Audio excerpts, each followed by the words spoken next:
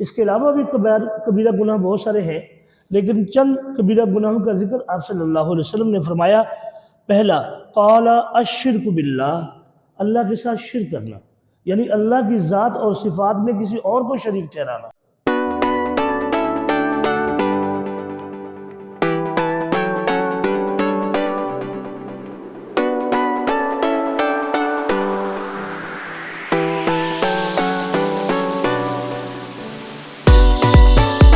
السلام علیکم طلباء، پہلے ہم نے حدیث نمبر 1 اور 2 آپ کے سامنے ذکر کی تھی۔ آج حدیث نمبر 4 ہے۔ آپ نے یہ ذہن میں رکھنا ہے کہ حدیث نمبر 3 ہم نے نہیں ذکر کی۔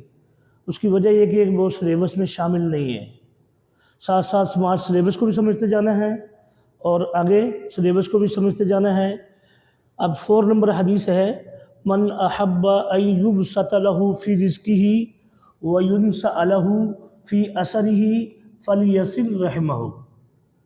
ترجمہ، جو چاہتا ہے اس کے رزق میں وسعت کی جائے اور اس کی عمر لمبی ہو، وہ صلہ رحمی کرے۔ یعنی آپ صلی اللہ علیہ وسلم کا ارشاد مبارک ہے کہ جو آدمی یہ چاہتا ہے کہ اس کی اللہ تعالیٰ رزق کو بڑھا دے اور اس کی عمر کو لمبا کر دے، وہ صلہ رحمی کرے۔ یعنی قطع رحمی نہ کرے، صلہ رحمی کرے، اپنے عزیز و اقارب کے ساتھ اور ہر مسلمان کے ساتھ وہ جڑ کے رہے۔ جتنا وہ جڑ کے رہے گا، یعنی صلہ رحمی کرے گا، تو اللہ کے نبی صلی اللہ علیہ وسلم نے فرمایا اس کی عمر بھی لمبی ہو جائے گی۔ بے شک عمر وہی ملتی ہے جو انسان کی لکھی ہوتی ہے، لیکن اس کی عمر میں برکت آ جائے گی، یہ مطلب ہے اس کا۔ اور اس کی عمر میں برکت آ جائے گی اور اس کے رزق میں بھی برکت آ جائے گی۔ یہ بات آپ صلی اللہ علیہ وسلم نے اس حدیث مبارکہ کے اندر ارشاد فرمایا۔ آپ اس کو اچھی طرح ذہن نشین کر لیجئے۔ اگر حدیث نمبر ہے 5، عن النبی صلی اللہ علیہ وسلم فی الکبائر۔ اس حدیث کے اندر حضور صلی اللہ علیہ وسلم نے فرمایا کہ کبیرہ گناہ کون کون سے ہیں۔ اس کے علاوہ بھی کبیرہ گناہ بہت سارے ہیں، لیکن چند کبیرہ گناہوں کا ذکر آپ صلی اللہ علیہ وسلم نے فرمایا۔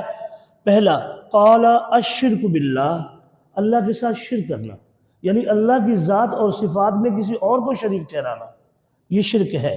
نمبر 2، وعقوق الوالدین، والدین کی نافرمانی کرنا، یہ بھی کبیرہ گناہوں میں سے ہے۔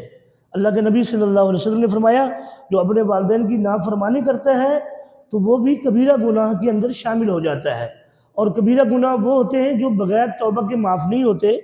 اگر تیسرا نمبر پہ فرمایا وقتل النفس، بے گناہ کسی کو قتل کرنا۔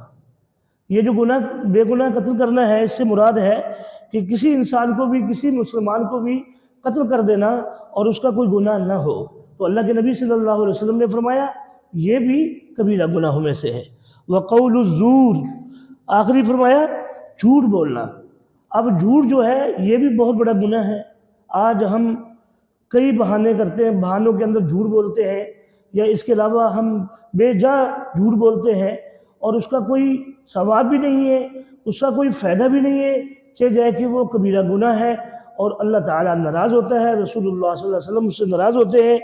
تو آگے پھر دوبارہ سمجھ لیجیے، رسول اللہ صلی اللہ علیہ وسلم نے کبیرہ گناہوں کے بارے میں ارشاد فرمایا، اللہ کے ساتھ شرک کرنا، یعنی اس کی ذات اور صفات میں والدین کی نافرمانی کرنا اور قتل کرنا اور جھوٹ بولنا، یہ کبیرہ گناہوں میں سے ہے۔